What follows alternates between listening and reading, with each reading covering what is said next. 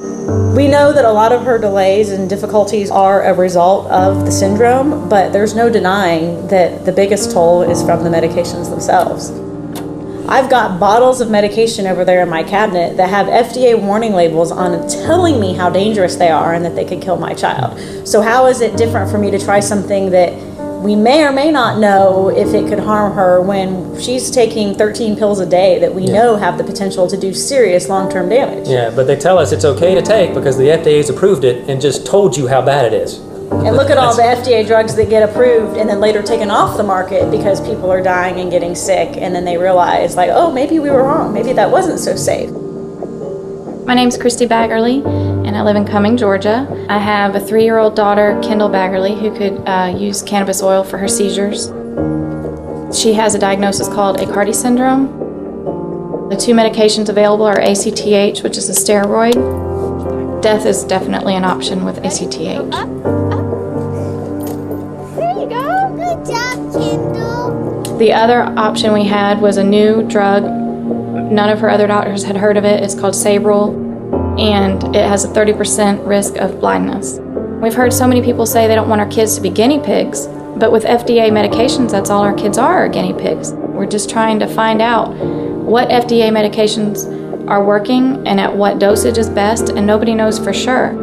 So I don't understand where cannabis oil would be any different.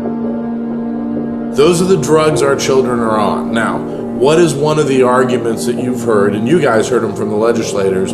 They're worried about this being a bridge, a gateway into legalization of medical marijuana, and they're worried about medical marijuana being a gateway into other drugs like benzos and opiates. Can we step back? Would it be okay if we would take our child off of the drugs they're trying to protect us from so that we can try something that's a little bit more harmless that could potentially have a huge impact on the quality of her life? There's no logic in the argument there. Yeah, that's a real drug. I mean, the things that were scary, the scary real drugs that you would be afraid of, it's a benzo. Fortunately, it's what works. But yeah, these are scary real drugs. If you look at me personally, this is a non-FDA approved drug, right? And so I personally don't think that I'm assuming any additional risk by giving a CBD versus this. It's the same. So if I'm allowed to do this now, importing it from France, why can't I get something that I know works as well from Colorado? Well, look at what it is approved: OxyContin, Prozac, Xanax. I mean, all that is approved. You can go to a doctor and get it, but it's way more dangerous than taking cannabis. I've been a nurse more than I've been a mom, and that's been a big part of raising Henry. And I wouldn't change a thing because, God, this child has taught me how to live. He's taught me that life is a little bit about one day at a time. You should really be present in today, because we don't ever know how long Henry's going to be with us. And I kiss him before I go to bed, as most mothers do, but when I kiss my child before I go to bed, I kiss him on his forehead and pray that tomorrow morning he'll still be here, because there's always a really good chance that he might not be. And so when I think about the opportunity and why Ross and I have spent so much time being so passionate about giving people a choice with CBD, it's because no mother should ever know that they could have made a better choice to keep their child alive or well or improve their set of circumstances, and they didn't take it.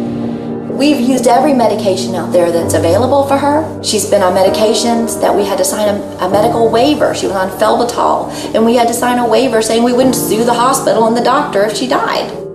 If you want absolute seizure control with medication, you can medicate to the point where it's almost like the child's in a medicated coma. But is that what you want for your child?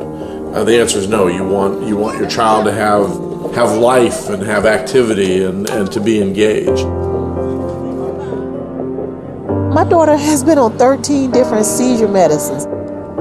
They're addictive. They're very hard to wean the children off.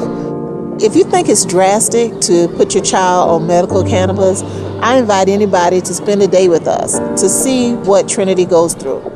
We can't wait any longer. That's why we're here in Colorado, because we had no other options. You know, my child is as important to me as any other child. And I couldn't look my child in the face every day knowing that there was something out there that could help her. The night that the bill didn't pass, I had to come home with tears in my eyes and look at my child having seizures. And I just broke down and cried, and I just held her and I said, I'm going to do what I can to get you some help, Trinity. You know, that's all I can do as a parent.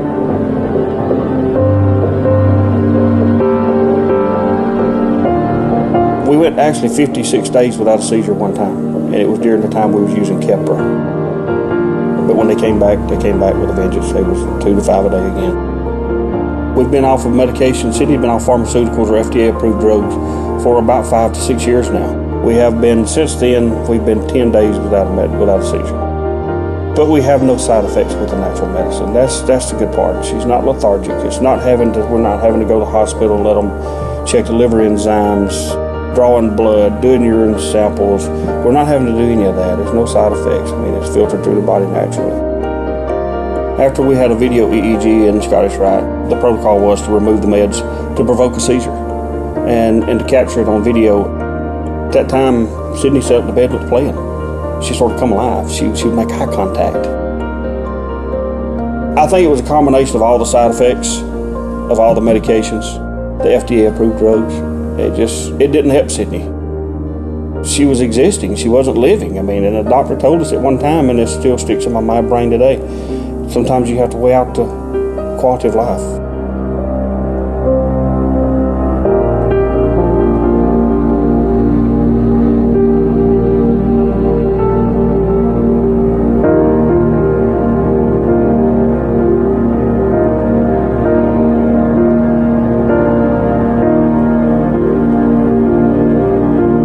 They're doing it in the only way they can with the federal laws that are in place. I mean, they're actually coming forward with a medicine. Now, it's not a medicine that a lot of people have faith in because it's only just one part of the plan. Now, it may help children, it may not. In fact, we've seen that it actually is helping some children in the trials that they're doing. It's just we can't get people into the trials because of the federal regulations that are in place. And even if we could get people into the trials, again, it's only one type of medicine that's pulling only one component of the plan, when there's all the other parts of the plant that could be used as well. So again, I mean, it is one option, but it's a very limited option.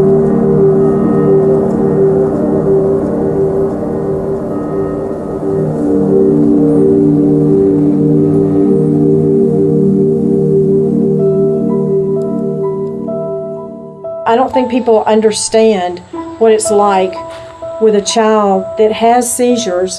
It changes everybody's life. It changes the life of their siblings. It changes the life of their parents. It changes the lives of their grandparents. It breaks your heart.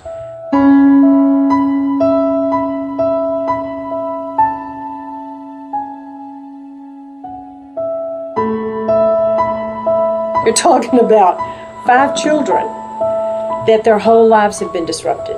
I mean, we don't get to see them. Why would anybody come against that? I don't understand it. I mean, I don't. I've not talked to a friend, whether they be liberal, conservative, Democratic, Republican, independent, libertarian. I don't care.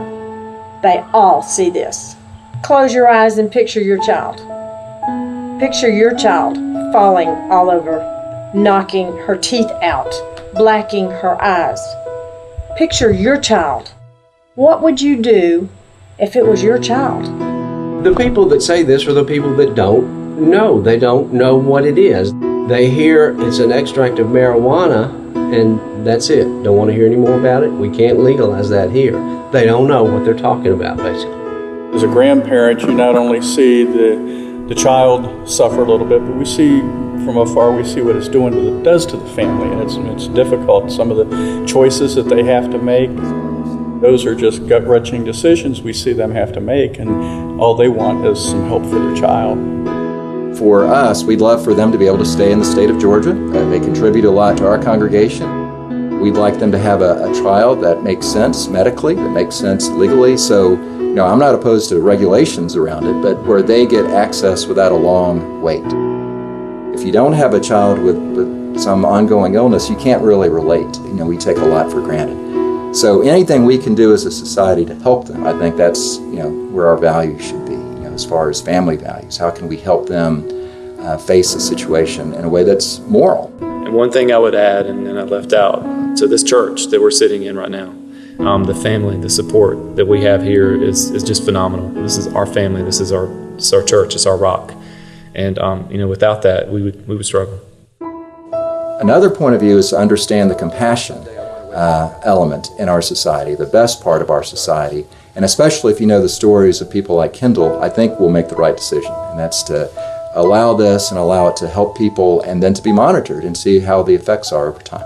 Several legislatures understand the situation. They understand that it's tough to get it and it's not available here, and encourage us to just go out and get it and bring it back. And we don't want to have to do that. We're law-abiding citizens and we want to do the right thing. We're just asking for an opportunity for this medicine to be available to the families here in Georgia.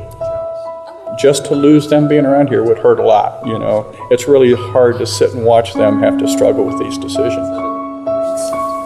It's not just my family that's affected by epilepsy. And it's not just children who struggle with the medications. Our extended families suffer as well.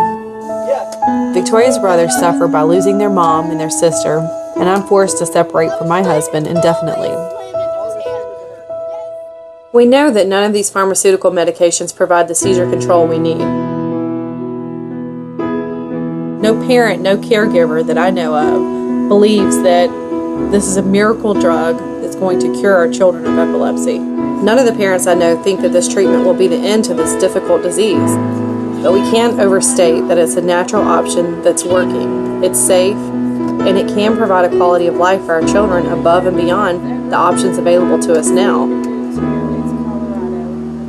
We're asking our representatives in our communities to support this because we are out of options. We'd love to see an end to federal prohibition, but until then, we need an option in Georgia so that I don't have to miss my son's baseball games to get my daughter's seizures under control. You two look like trouble.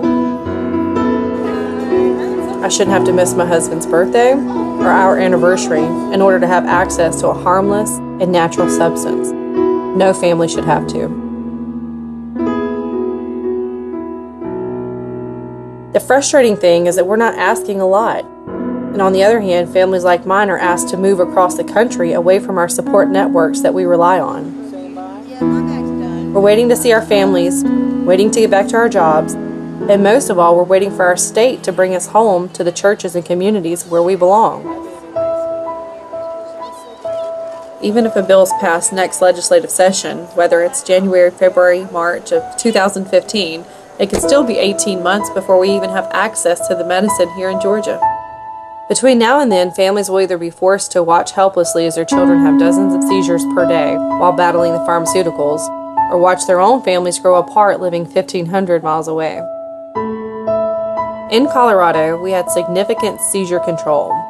Since we've been back in Georgia, she's fallen back into her old routine without cannabis oil. Call it anecdotal if you want to, but this medicine is working, and it worked for my daughter. We're just asking to have this option available in Georgia. I've still never heard anyone explain how this legislation could hurt our family or our community.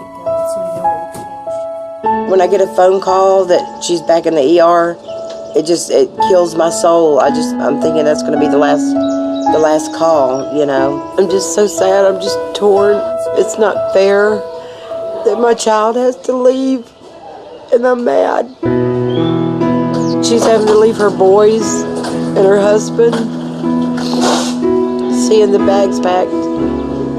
It's real. We're having to leave. All of these families fight the same battle against seizure disorders, but they face unique challenges depending on their set of circumstances. The diagnosis can range from Dravet syndrome to mitochondrial disease to autism, and that's where the story gets complicated. It's often reported that HB 885 failed in Georgia last session, but that isn't exactly true. The bill passed both houses with only 4 total votes against it. So why didn't HB 885 become law?